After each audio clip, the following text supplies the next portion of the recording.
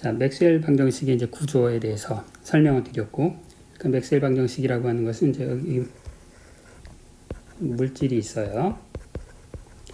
이렇게 전하 분포가 해당되는 거죠. 그럼 이 전하 분포가 맥스웰 방정식에 의해서 이제 필드를 생성을 하고, 일렉트릭 필드, 마그네틱 필드를 생성하고, 그 다음에 이제 이 생성된 필드가 이제 로렌츠 포스에 의해서 매터에 운동에 영향을 끼치는 거죠. 그래서 우리가 전자기 현상을 다룬다라고 하는 것은 매터가 생성하는 이제 필드도 계산할 줄 알아야 되고, 그다음에 그 필드에 의해서 매터가 어떻게 운동을 하는가, 이제 이런 전 과정을 다 알아야 되는 거죠. 그래서 제일 이제 기초적으로는 이제 우리가 이걸 우선 먼저 풀어야 되겠죠. 매터가 만들어내는 필드를 이제 계산을 해야 그 필드를 가지고 이제 힘을 계산할 수 있으니까요. 그럼 이제 이 필드를 이제 일렉트릭 필드, 마그네틱 필드를 계산을 해야 되는데, 자, 이것을 좀 더 이제 효율적으로 계산할 수 있게 해주는 것이 이제 포텐셜의 개념이에요. 무슨 얘기냐? 자, 우리가 마그네틱 필드는 모노폴이 존재하지 않기 때문에 마그네틱 필드의 다이버전스는 0이에요. 자, 그러면 이 마그네틱 필드는 이 다이버전스가 0이어야 된다는 게 굉장히 중요한 컨스트레인트인데, 자, 이 컨스트레인트를 아주 쉽게 만족시킬 수 있는 방법이 있는데, 자, 이 마그네틱 필드를 자, 어떤 벡터 필드의 컬로 쓸 수 있으면, 자, 컬은 돌아가는 거라고 했잖아요. 돌아가는 어떤 필드가 있으면 그 돌아가는 그 필드에서 바깥으로 빠져나오는 것은 없잖아요. 자동적으로 없어요. 그래서 이러면 모노폴이 존재하지 않는다는 걸 자동적으로 만족시킬 수가 있고, 그래서 내가 마그네틱 필드를 찾는 대신에 이 A라고 하는 이런 벡터 필드를 찾도록 하겠어요. 자, 이것을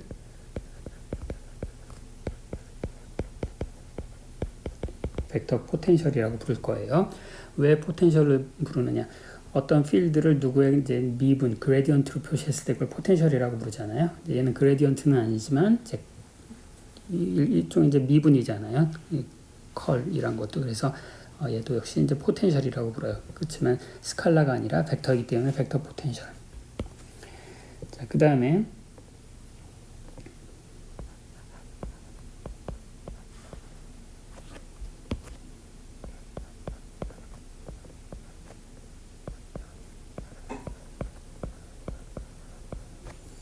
자, 일렉트릭 필드의 컬은 마그네틱 필드의 그 타임 데리버티브에 의해서 주어지네요. 그렇죠? 자, 그럼 요 마그네틱 필드를 우리가 어떻게 쓰기로 했냐면, 마그네틱 필드는 누군가의 다이버전스력으로 쓰기로 했잖아요. 자, 그러면 결국 일렉트릭 필드의 컬은 벡터 포텐셜의 컬의 타임 데리버티브네요. 그렇죠? 그럼 이제 이것으로부터 자, 일렉트릭 필드는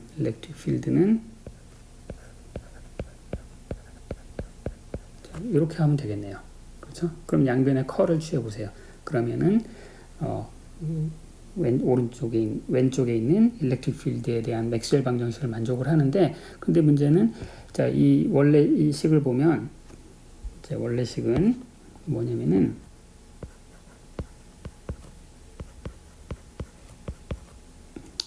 이렇게 쓸까요? 이항을 해서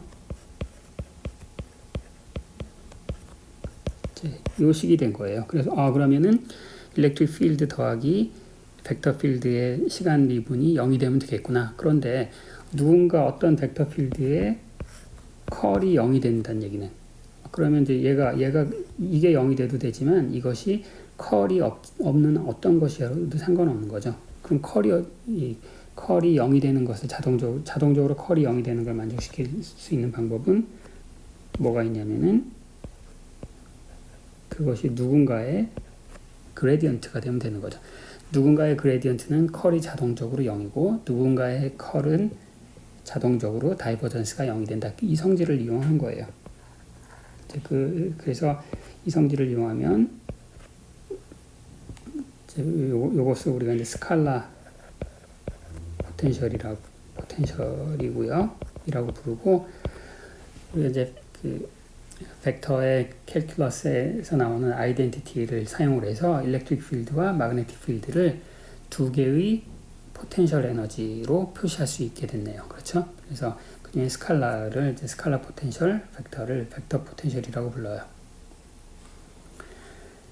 자, 그런데 여러분들이 이제 그 고전역학에서도 우리가 힘을 포텐셜 에너지로 표현할 때 그 항상 걔네들이 유니크하지가 않죠. 예를 들어서 중력에 의한 포텐셜 에너지를 얘기할 때 우리가 기준점을 어디로 잡느냐에 따라서 포텐셜 에너지는 다 달라지잖아요. 그렇죠? 마찬가지로 여기서도 스칼라 포텐셜과 벡터 포텐셜은 그러니까 유니크하지 않아요. 유니크하지 않아. 그게 무슨 얘기냐면은 만약에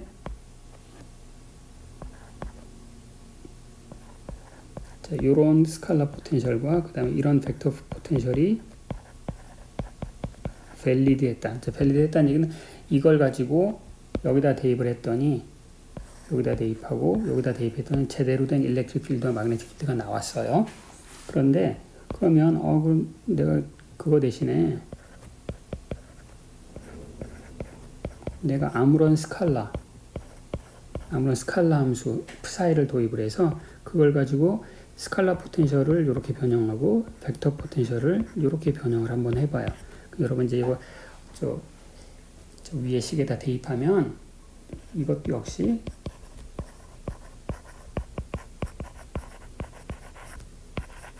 아무런 psi를 이용을 하더라도 역시 똑같이 일렉트릭 필드와 마그네틱 필드를 생성하는 것을 이제 확인하실 수 있어요. 즉 이 얘기는 스칼라 벡터 포텐셜이 유니크하지 않다라는 거고 이런 성질을 뭐라고 부르냐면은 이제 게이지의 자유도가 있다라고 해요. 근데 psi를 어떻게 선택해도 상관없다 이거예요. 그렇죠? 실제로 문제를 풀려면 그러면 이제 구체적으로 psi를 고정을 해서 문제를 풀게 되겠죠. 그렇죠? 그래서 그런 걸 우리가 이제 어떤 특정한 psi 성질을 만족하는 psi를 고정한다. 그런 걸 게이지를 선택한다라고 얘기를 하고요.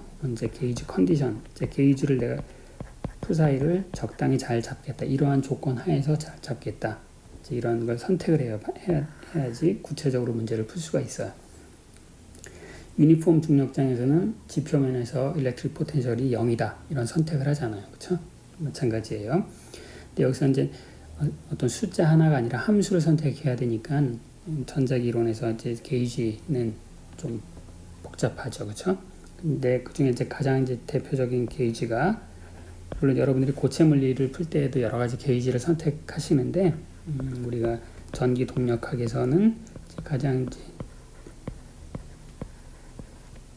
의미 있는 게이지가 이제 로렌츠 게이지예요. 로렌츠 게이지는 어떻게 선택을 하는 거냐면은 내가 그 선택한 스칼라 포텐셜과 벡터 포텐셜을 이제 가지고 대입했을 때 이런 조건을 만족하도록 선택하는 근데 만약에 내가 파이하고 A를 가지고 여기다 대입했더니 우변이 0으로 안 나왔네요. 그러면 내가 어떻게 하면 되느냐? 이런 psi를 도입을 해서 이 식이 만족하도록 psi를 이제 풀어서 내는 거예요. 이제 이런 게이지는 이제 실제 이 게이지를 만족하는 건 쉬운 일은 아니지만 이 게이지를 사람들이 선택하는 이유는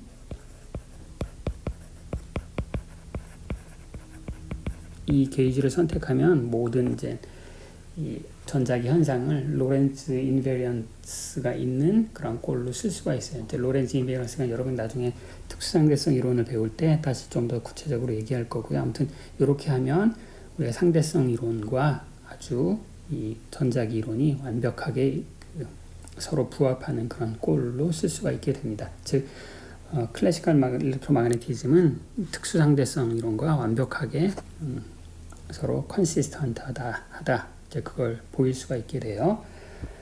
자, 그럼 이제 로렌츠 게이지 하에서 전자기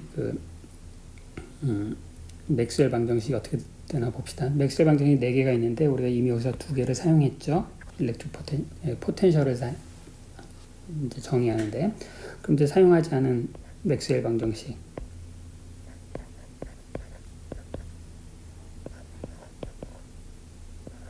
자 여기다가 한번 대입을 한번 해봅시다. 대입을 하면 요걸 대입하는 거예요. 여기 일렉트릭 필드를 여기다 대입을 하는 거야. 얘는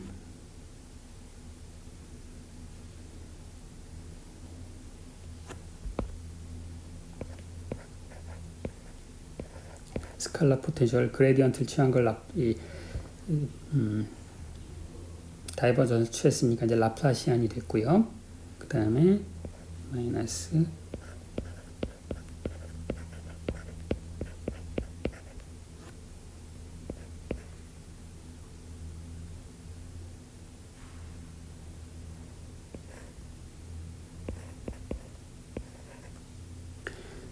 자, 그럼 이제 벡터 포텐셜의 다이버전스가 있는데 그건 여기 게이지 컨디션이 있었잖아요. 이 게이지 컨디션으로 스칼라 포텐셜의 시간에 대한 미분으로 치환할 수가 있겠네요. 그렇죠? 그래서 따라서 이제 이것을 이용하면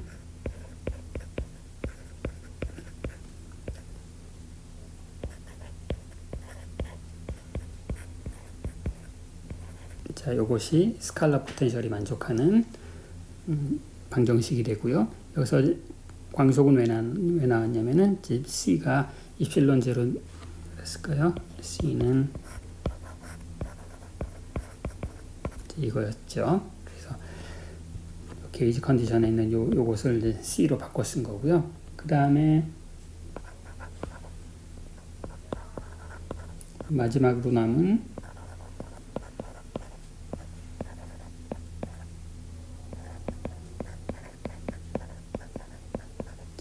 이 방정식을 역시 치환을 하면 뭐 중간 과정은 생략하고요. 그러면은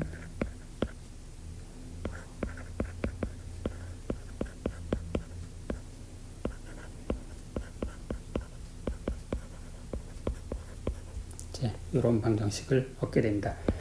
그래서 여기 보시면 이제 일렉트릭 필 스칼라 포텐셜과 벡터 포텐셜이 이제 만족하는 이제 방정식을 얻었는데, 자, 이 우변이 0이라면 이제 이게 뭐예요? 시간에 대한 두 번 미분과 공간에 대한 두 번 미분의 차이가 되는 거죠. 자, 이게 0이 된다. 이게 바로 다름 아닌 그 웨이브 방정식이고, 그 웨이브 방정식 우변에 커런트 덴시티가 있으니까 이건 뭐냐면은 차지 덴시티가 스칼라 필드의 웨이브를 만드는 스칼라 포텐셜의 웨이브를 만들고, 그 다음에 커런트가 벡터 포텐셜의 웨이브를 만든다 는 거죠. 그래서 이거 우리가 뭐라고 부르냐면은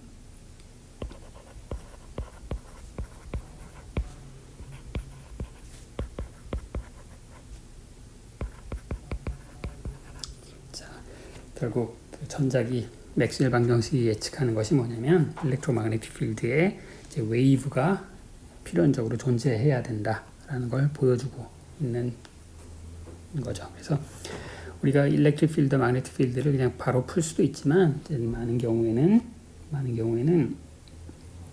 그 대신에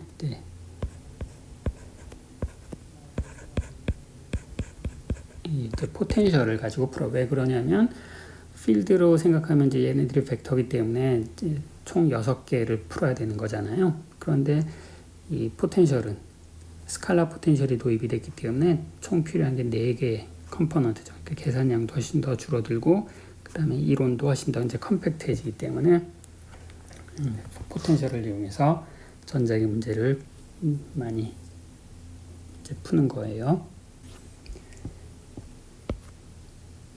자, 잠시 수학 복습을 하도록 하겠습니다. 여기서 이 복습할 것은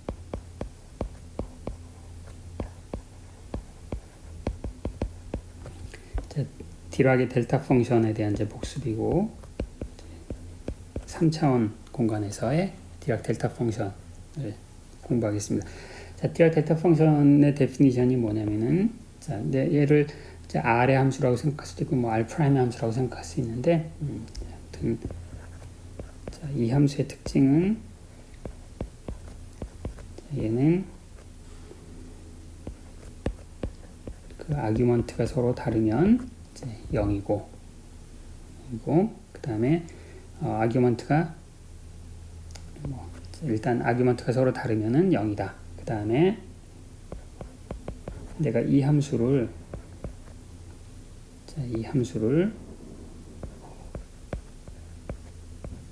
R 프라임이 속해 있는 이제 이게 부피고 여기 이제 R 프라임이 있다고 생각합시다. 자, 그러면은 이제 그 공간에 대해서 이제 이걸 다 적분하면은 이제 1이다. 이제 이런 성질을 만족하는 것을 이제 디락의 델타 펑션이라고 부르니까 이 바깥 이런 영역에서는 다 0이고 다 0인데 근데 이 통째로 다 적분하면 0이 된다. 그러니까 이제 함수값이 요 자리에만 이제 몰려 있게 되는 거죠. 따라서 이건 이제 엄밀하게 얘기하면 이제 함수가 아니죠. 함수값이 존재할 수가 없잖아요. 여기서 무한대가 될 수밖에 없으니까. 따라서 어떤 수학적인 오퍼레이터라고 생각을 하셔도 되고 아무튼 그렇습니다. 그래서 수학적인 오퍼레이터라는 얘기는 뭐냐면은 이제 이 디락 델타 펑션은 어떤 성질이냐면은 내가 임의의 함수가 있는데 그 임의 함수에 이제 디락 델타 펑션을 곱해서 적분을 해주면 단 그 공간이 그 R 프라임을 이제 포함하고 있을 때 그럼 이제 얘는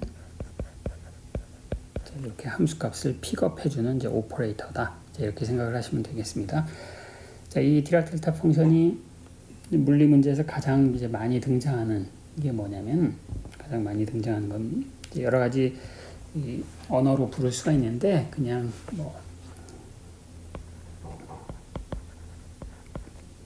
이름을 붙여서 하는 거는 이제 다음 진도에서 얘기하기로 하고요.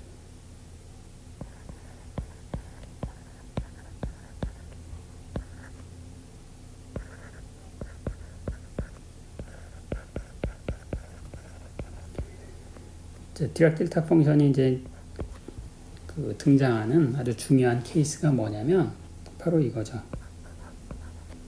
다 이제 아시는 내용일 수도 있어요. 자, 원점에서부터 어떤 임의의 좌표가 이렇게 있고요. 원점이고 여기 이제 위치가 있어요.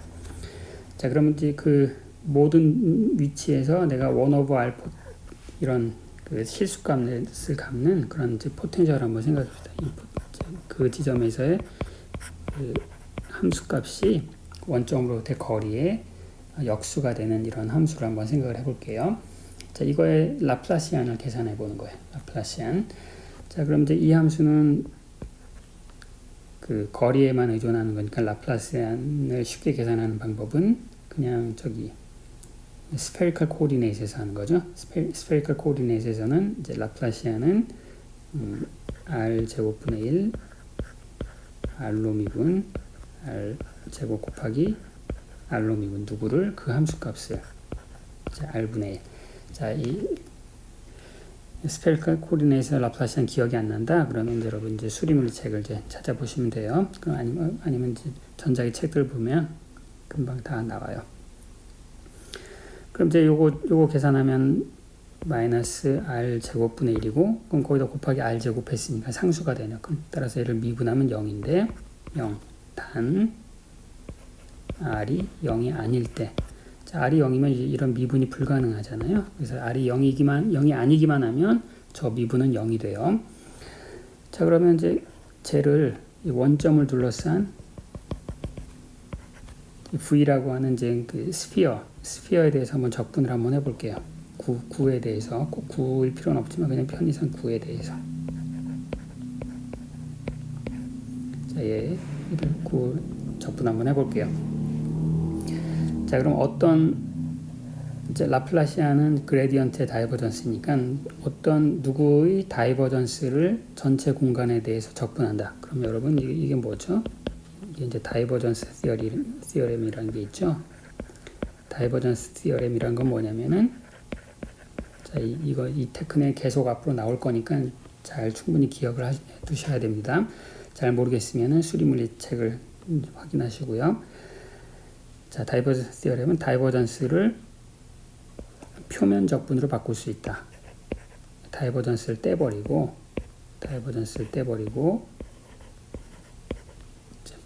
면 적분으로 바꿀 수 있다. 지금 r분의 1의 그레디언트는 r 제곱분의 마이너스 r 자, 이렇게 되겠고요. 자, 그러면은 근데 아까 이 편의상 9로 잡는다고 했으니까 9에서는 요 면적분이 어떻게 돼요? 이 면 벡터가 그냥 R 방향의 그냥 면적이 되는 거죠. 그렇죠? 그래서 얘는 이제 마이너스 R 제곱에 그냥 ds 내적이 그냥 1이 되는 거죠. 그렇죠? 근데 그 9의 표면적은 4파이 R 제곱이니까 얘는 마이너스 4파이가 되네요. 그러면 아까 뭐라고 했냐면 이 바깥 영역에서는 다 0인데 이거 전체를 다 적분했더니 상수가 됐네요. 그럼 얘는 지금 델타 펑션이 되는 거죠. 그렇죠? 그래서 우리가 여기서 이제 알 수 있는 게 뭐냐면은 자, R분의 1을 라플라시안을 취한 게 뭐냐면 마이너스 4파이의 디락 델타 펑션이 되는구나. 자, 이걸 우리가 확인을 했네요. 그래서 이게 이제 왜 중요한 케이스라고 했냐면 이 라플라시안이라는 게 앞에서 보여드렸듯이 웨이브 방정식에 항상 나오는 게 이제 라플라시안이잖아요. 그렇죠? 따라서 우리가 그 라플라시안을 포함하고 있는 편미분 방정식을 이제 풀이할 때 이 1/r이라는 게 이제 굉장히 중요한 역할을 하고 그게 왜냐하면 1/r이 라플라시안을 취했을 때 델타 펑션이 되기 때문이다. 이제 그걸 보여주는 거예요. 자, 어떤 미분 작용을 했는데 그 결과가 델타 펑션이 되는 것을 우리가 이제 뭐라고 부르냐면 유식한 말로 그린 펑션이라고 불러요. 그린 펑션. 자, 이 그린 펑션에 대한 내용은 다음 시간에 계속 이어가도록 하겠습니다.